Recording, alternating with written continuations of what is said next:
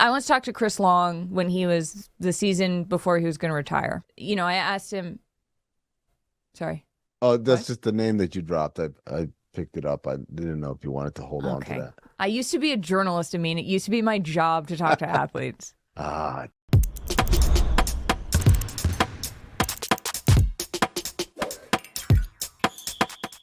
welcome to Oddball. I'm Amin Elhassan, and in New York City, Charlotte Wilder. Hey, Charlotte, how you feeling? I mean, I think we're all just doing the best we can as this first week back into January, and I want all of our viewers out there to know we see you, we feel a struggle, and you're doing amazing heading into this next year. So that's a mini hype me up for everybody at home. Are you talking to the viewers or are you talking to the Boston Celtics, who fell 127 to No. 123 to the league's newest darling, the Oklahoma City Thunder, led by Shai Gilgeous-Alexander with an MVP caliber performance, 36 points and 8 boards. Charlotte Wilder, what do you have to say for your Boston Celtics? Get it together. This is what I was saying yesterday when I said that they have the uncanny ability to freak me out because in big moments, this is what happens. Jaylen Brown couldn't shoot.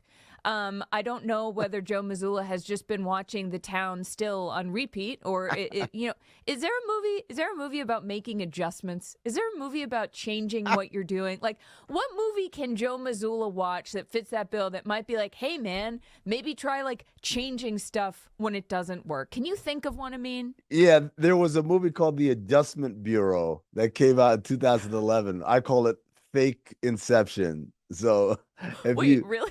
yeah, there's a I movie need to called Google this movie. The Adjustment Bureau. I think Matt Damon was in it, so that should appeal to Joe Mazzulla's Yeah, Boston he sensibilities. Yeah, Matt Matt Damon Damon was needs in to it. call him up and be like, watch this movie, my dude. This is where in those big moments, against I get also I don't say that to take anything away from the Thunder. They are the second best team in the West. They're doing amazing things with young team. The hoarding picks is finally paying off. Shai They're still hoarding Gilgeous-Alexander, as them. you said. They're Yeah, still, so that's the okay, amazing great. So part. they They, can they get haven't better. even stopped Awesome. hoarding them. They still have like 30 Cool. picks in the next 5 years. First of all, when you talk about you got to start with the Thunder. Like, they're good, dude. And it's a weird type of good because you got Shai Gilgeous-Alexander, who is clearly gifted beyond gifted. He's so much better than I thought he was when he was with the Clippers. I mean, and that's real. When he was with the Clippers, I was like, oh, that's a Yeah. nice young player right there. He's a big guard, a big point guard. He's shifty. He's not really like explosively athletic, but he does a great job of changing speeds and tempos and things like that. And got great body control for a naturally slender guy. Um, and now he's just turned into this devastating offensive force of scoring the ball. I don't think a lot of people saw that coming. I know the Clippers, he was part of that Paul George deal. And Right. the reason why the deal took, I guess, as long as it did to happen was because the Clippers were like, we don't want to give up on Shai Gilgeous-Alexander. And Sam Presti, the general manager of the Thunder, said, no deal without him. So kudos to him for fighting for that. Then after that, it gets really weird. Chet Holmgren, this is really his rookie year. I know this is his second year in the league, but it's his first year playing, and he's kind of really hit the ground running. And then you got guys like Jalen Williams. Yeah. Look, they're really good players, particularly Jalen Williams, Jalen, J Dub as they call him. They differentiate them by J Dub and J Will. J Dub, Yeah. dude, I that dude like is that. just good as shit, man. Like, no one talks about this outside of Oklahoma, probably. He's not just a Yeah. nice little role player. He's a legitimately good all-round player. And I think they've got a lot of guys like that on their roster, and they all understand their roles and they all buy in. And shout out to Coach Dagnall for getting them to that place. So to Boston, I keep going back to the same things. I don't believe in their depth. I don't believe. I think this is a team that's um they have to be aggressive either at the trade deadline, although I don't know if they have a whole hell of a lot they can afford to give up, or in the buyout market. They need like veteran bench players because right now Peyton Pritchard, Luke Cornett, Sam Hauser. If you combine all three of those guys, I think you might get a rotation like 6-7 man player. As Yeah. it is, I think these are a couple eights and a nine in Cornett that are getting major minutes. And then Al Horford, like I said, he's geriatric. He still gets it going, but like you can't. It's not fair to require that of him every night. Right. It shouldn't be his problem only to fix. The Celtics remind me, I just realized what it is, why I feel sort of hollow watching them, because they remind me of a really beautiful movie set where you've got this absolutely gorgeous facade and everything looks really good. But when you start poking at it, that thing falls flat fairly quickly. And I know that to people watching this, you're probably like, what is your deal? You claim to be a fan of this team, and then you just absolutely destroy them. And they're at the top of the East. The top of the league? Top of the league. I just feel that it's the kind of early success and lack of success in those big moments that just makes me exceptionally nervous. So can we talk about the Thunder again, though? Because he did say some things after the game that I really like, because he said, when someone asked him, like, what does this say about your team? It says that we're really playing together and we're prioritizing winning. Okay, great. As far as long term, it doesn't really prove anything, I guess you could say, or doesn't satisfy anybody. We have a long ways to go. And I feel like hearing that from a rookie who is performing so well should be very exciting to Oklahoma City fans, because the last thing you want is people getting ahead of themselves, and Chet at least saying publicly, like, hey, we're staying grounded. We know that this is something we're going to have to keep doing. It's still only January. That seems to me like a good sign in terms of where their headspace is. Yeah, I mean, like those types of games, they mean something and they mean nothing, right? They mean nothing because like, it's January, nothing matters. It's not April, May, and June. Yeah, all that shit that people talk that causes us down the line have to create an in-season tournament to remind people that these games matter. But specifically, it matters because for the Thunder, you're a young team, and this is your first time being good. This is the first time this team has been good in 7 years, something like that. It's been a while since they've been good. So you kind of want to know, like, how good am I? You need measuring tape, measuring sticks to kind of like, okay, am I this good? How good am I? And so when a team like Boston comes in, a team that's been wildly successful over the last decade, I know they haven't won a championship, but they've been to the conference finals a zillion times. They take it to the limit. They're losing in game sevens. They've been to the finals. Like, this is a team that has won a lot. Yeah, I want to know, like, hey, are we as good as them? Can we compete with them? Or is it like two different classes? Are they just whooping us around the court? I just thought maybe Joe Mazzulla should watch Property Brothers, because they're making a lot of adjustments on the fly. Shout out to Property Brothers. Shout out to my guy, Jonathan Scott. Yeah, my good personal friend. Your close personal friend, Jonathan. All right, Amin. We're going to talk about the Warriors again. Klay Thompson has been feeling immensely frustrated.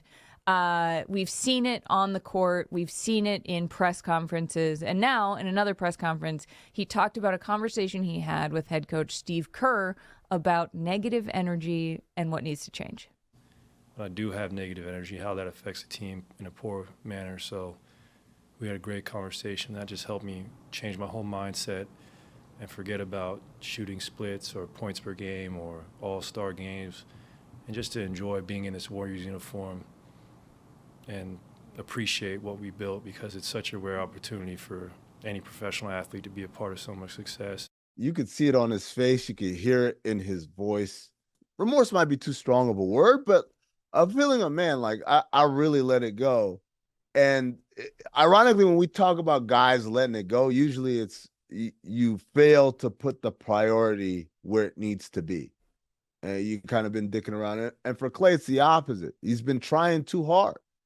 He's been chasing it too hard to the point where it's robbing him of appreciation of what he's a part of and what he's been a part of. This is his 13th year in the league. That's a long time, man. And he's, as he said, been part of championships and gold medals and all of these accolades. There's a measure of man, forget about most people. Most players, most NBA players have not had the career you've had, dude.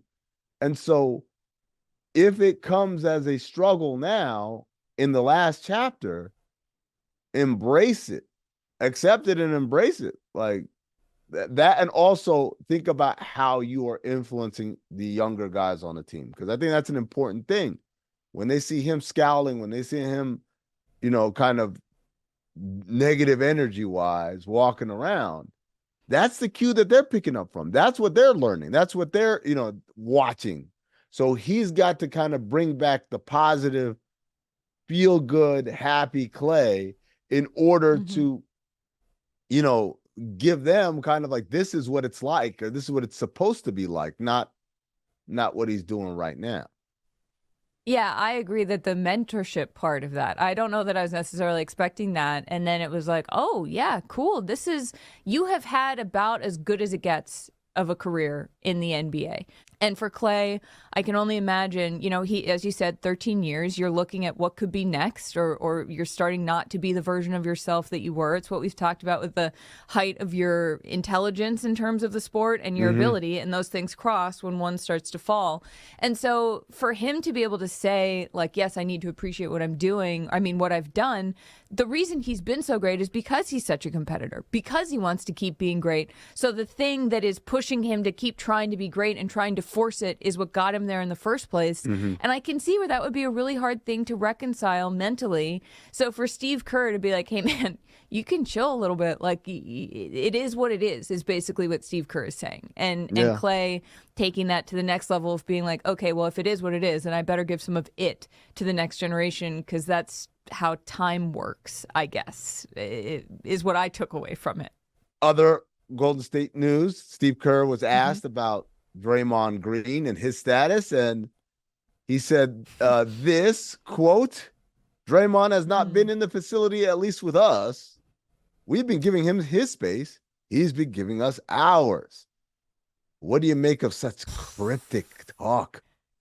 Well, I make that there is a clear divide between us and him in the way that Steve Kerr is talking. I don't know if that means anything. I'm like, do you not know if he was there or not? Like, is Draymond, which is possible. Yeah. So I'll explain that little part. Is players all have access to the practice facility. Back in the day, if a player wanted to come to the practice facility, they'd have to let someone like me know, so that, like, I get in the locker room, I get them some, like, the basketball ready, like, you need someone to, rebound for you, whatever. Like, you have to open the gym up pretty much for them. Now it's all like thumbprint or retinal scan or whatever. And so they've got everything there. So a guy can show up at any time to the building, work out, and leave. Of course, you would know, because it would show who's logged in and who's logged out, and for security purposes. But yeah, that's what he means. He means like he hasn't been part of our practices, basically. Right. And he said he's giving us space. We're giving him space. Do you think Steve's mad at Draymond? Do you think he's like mad at him? Like relationship mad? Like, I'm giving him his space. Yeah, sort of. Relationship mad, basketball mad, like answer that however you want. Is Steve Kerr mad at Draymond Green? I don't think he's mad at him. I think he realizes we're running out of time. You look at the Western Conference standings. You look at how much time is left. We're creeping up to the halfway point of the season. It's very competitive. We've already had injuries. We've already had a suspension prior to this one. And there's a feeling like, man, I don't know what the future holds. I'm trying to keep Klay from freaking melting down over here. Like, I'm trying to raise these children to be like productive members of society for the young players, right? I need things that I can count on. And right now, all Steve can count on really is Steph Curry. And that's not enough. And I guess a little bit of Kevon Looney as well. But he needs more things he can count on. And Draymond needs to be one of the things he can count on, rather than one of the things he stays up at night worrying about. And then Andrew Wiggins and the conditioning. You know what this reminds me of? This reminds me of, I feel like, isn't there a parenting movement, like gentle parenting, where they talk about like big feelings? They're like, if your child is experiencing big feelings, take them aside and say, I understand. I feel like that's what Steve's dealing with, a lot of big feelings over there in Golden State. I also don't have kids, so. Yeah, we don't do that big feeling. There's gonna be big problems. I'm shocked. Big, You don't? big, Amin Elhassan? yeah. With big problems is how I parent. Like, it's gonna be big problems if this room isn't clean. Yesterday, the twins took about 40 minutes to put sheets on a bed. Sheets on a bed. I said, what's going on? Was it a fitted sheet? Was it a fitted sheet? Fitted sheet on a bed. In fairness, difficult. To put not on to a take bed? The twin side. No, absolutely not. And by the way, that was an excuse they gave. The excuse they gave was, we didn't have any pillowcases. But, so? Also a good point. Okay, bye. It's Wednesday. Charlotte has her fists up. It must mean it's word count Wednesday. We ask each other questions that we must answer in 10 words or less, and we demonstrate that it's 10 words or less by holding up our deformed pinkies and counting them out on her. It's very fancy around here. Charlotte, are you ready for your first question? Yeah. All right. After being sick the last few days, Terry Rozier put up 34 points in the Hornets' 111-104 win over the Kings. When asked if it should be called his flu game, Rozier responded, I was throwing up, but we ain't going to call it a flu game. So what should we call it, Charlotte? A went to the nurse game. This to me is like, this is a regular season game. And Terry Rozier was sick, and now he's not, and he played very well afterwards. It can only be a flu game if it's in a big moment, if it really matters. It's like, otherwise you just got better. So I'm gonna call it the went to the nurse game, because that's what you do when you're not feeling that well in school, and you go to the nurse, and then you get better, and you go back and you do your work. You do your job. Do your job, Terry. Yeah, that's what you call it. Yeah, Terry also, like, for a few days was in LA and then in Phoenix during the holiday season. So yeah. And not quite as much of a plausible deniability as Michael Jordan's flu game, which to this day, I don't believe it was pizza and I don't believe it was flu. I believe it was old man Hennessy. Something else? Paying a visit, yeah. Okay, here's your first one. I mean, the Timberwolves look good, but is there something they're still missing? Yes. Time moves by so slowly, so slowly. We're so existential today. Yes. What they're doing is awesome. It's fun. Oh my God. They're defending better than anybody. They've got a bona fide superstar in Anthony Edwards. They've all bought into their roles or accepting their roles. Karl Anthony Towns is playing well. Rudy Gobert is playing well. Kyle Anderson's playing well, et cetera, et cetera. Naz Reid, I could go on. But as a collective, this group has very little playoff success in their past. The guys who have been there have never been out of the first round.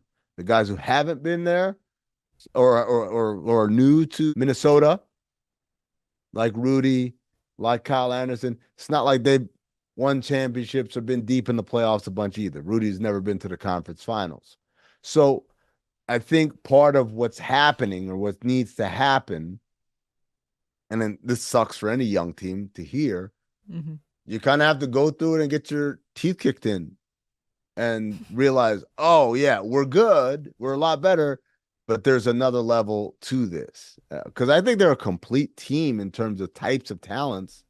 I just think that lack of playoff experience is going to hinder how deep they can go. But once they get it, I think the sky's the limit. Charlotte, your second question. How upset should Carlos Boozer be that the Utah Jazz triple-double drought is finally over after Jordan Clarkson notched a 20-point, 11 assist, 10 rebound affair in the Jazz 127-90 win on Monday night, breaking that 16-year triple-double drought for Utah?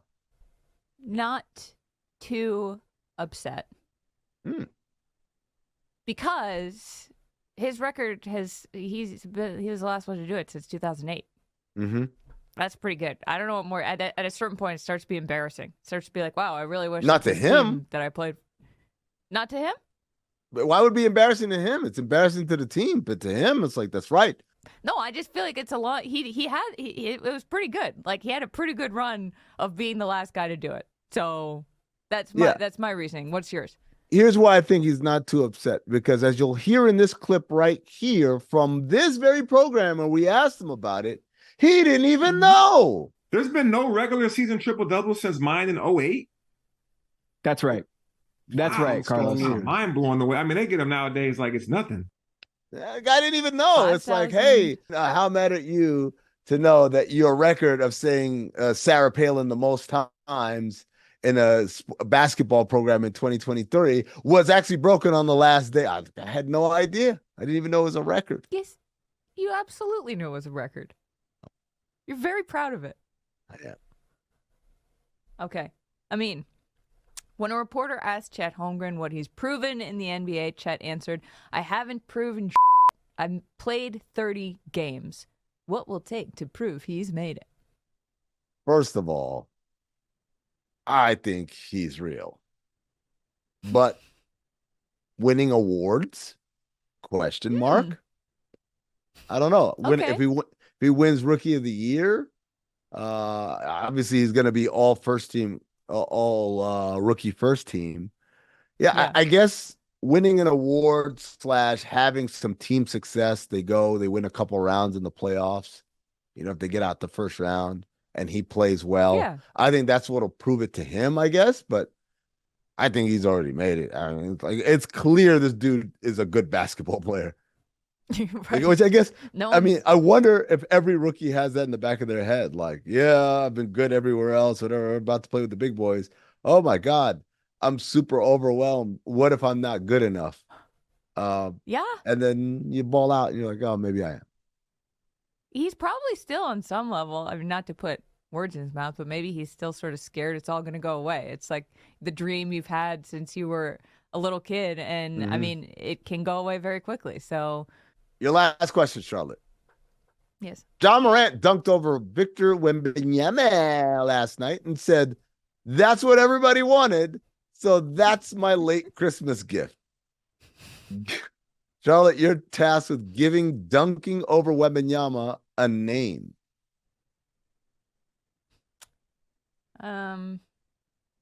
What is that feat called when you dunk on Wembanyama? Jumping into, I'm making myself laugh already, a tall drink of water. What is this? What are you from the 1960s? Who's that? That's a tall drink of water.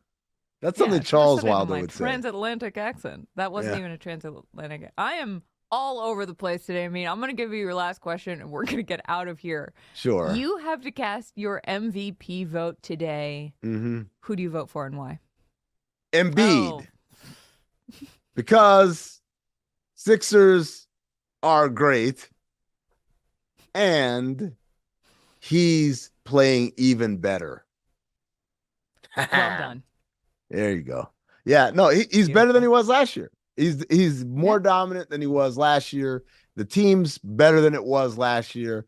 And this is despite having traded a superstar for a bunch of serviceable, good role players, which I think we often look at as like, well, they took a step back. You know, they always say, oh, the team that got the best player in the deal, that's the team that won the deal. Well, I would argue, even though the Clippers have been playing a lot better with Harden lately, that the Sixers did a lot better for themselves. They got a lot more depth in defense and shooting.